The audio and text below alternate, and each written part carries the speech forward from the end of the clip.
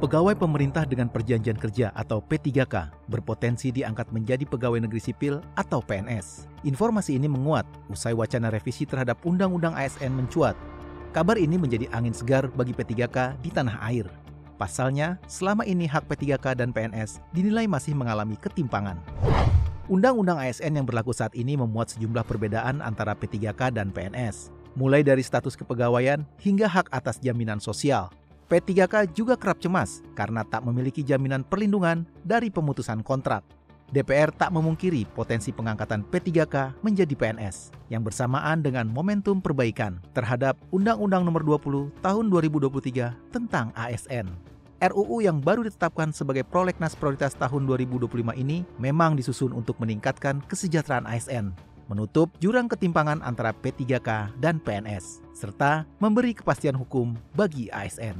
Apapun statusnya, yang jelas kesejahteraan ASN mutlak dan tak boleh ditawar, karena ASN, terutama guru dan tenaga kesehatan, merupakan garda terdepan yang memotori layanan publik di tanah air.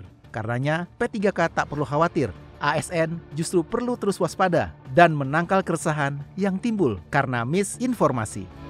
Ya, kita mendengar bagaimana perbedaan antara posisi P3K guru dan PNS. Bahkan kami ingin nanti tolong di-exercise pemerintah lah. Bagaimana konklusinya kalau P3K guru dan P3K tenaga kesehatan itu menjadi PNS. Potensi peralihan P3K menjadi PNS perlu dikaji serius. Seluruh aspek harus ditimbang, mulai dari aspek hukum, sosial, hingga kesanggupan keuangan negara.